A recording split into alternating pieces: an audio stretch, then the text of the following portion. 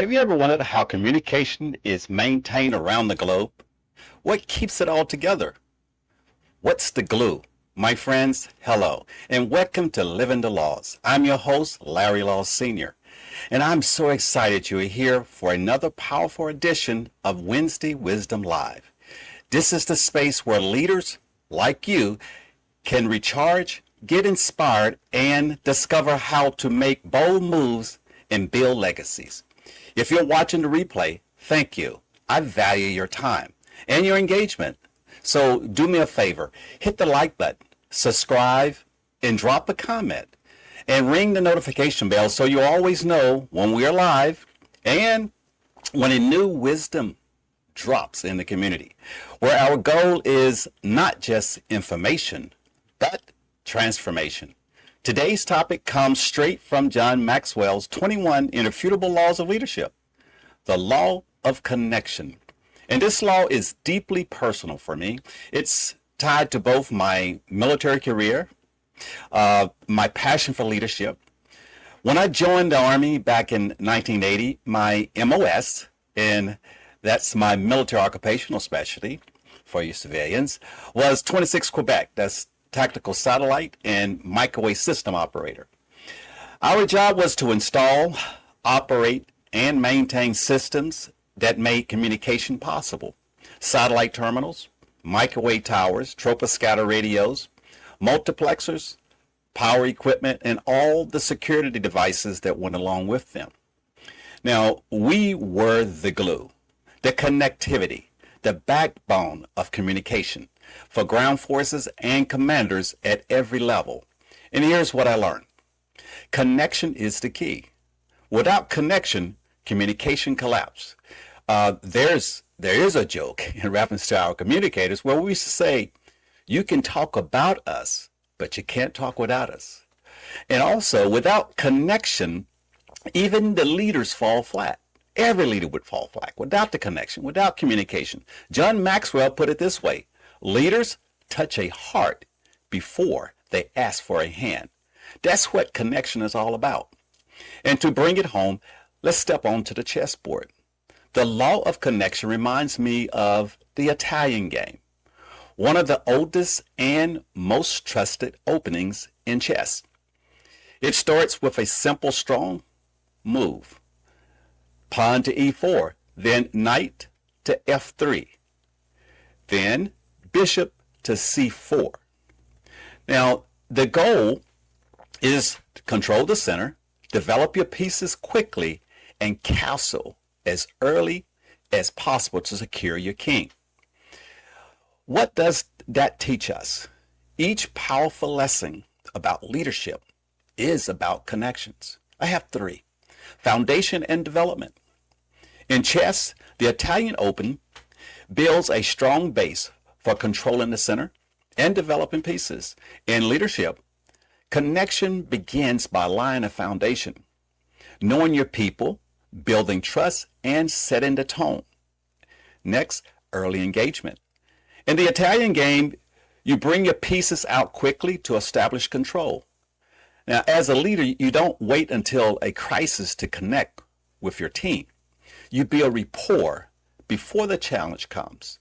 So when it does, trust is already in place. And then safety and security. Castling ensure that your king's safety that is secure, and castling makes the king safe. It puts it in a very safe place. Leaders too must create an environment of safety where people feel valued, respected, and secure. Now, connection can only grow in trust. So whether it's on the battlefield, in the boardroom, or on the chessboard, connection is the opening move that shapes the entire game. The law of connection also takes me back to one of the greatest honors in my military career, being inducted into the Sergeant Morales Club while serving overseas. Now, for those unfamiliar with the Morales Club, isn't something you can volunteer for or simply earn by rank. It's a recognition of the total non-commissioned officer leader who goes beyond giving orders, one who embodies embodies integrity, discipline, and professionalism, but mostly and importantly, connection with its soldier. To qualify, you had to be nominated by your chain of command and then endure a rigorous process, written exams, oral boards, evaluations of your leadership and your character. But the real test wasn't on paper. The real test was this. Did your soldiers trust you? Did they believe you? Did they believe that you cared for them? Did you know their struggles, their dreams, their hopes, their fears? Soldiers don't give their best to regulations. They give it to a leader they know is in the fight with them. When I was inducted, I realized it wasn't just a medal or a crest on my chest. It was proof of connection, proof that I had touched hearts before I ever asked for a hand. So what does that mean? For you, whether you're leading a team, running a business, or guiding your family, here are 3 lessons I carried from the battlefield to the chessboard and the Morales Club into every area of leadership. Number 1, be patient. Connection starts with presence. Don't just be there physically. Be engaged mentally and emotionally.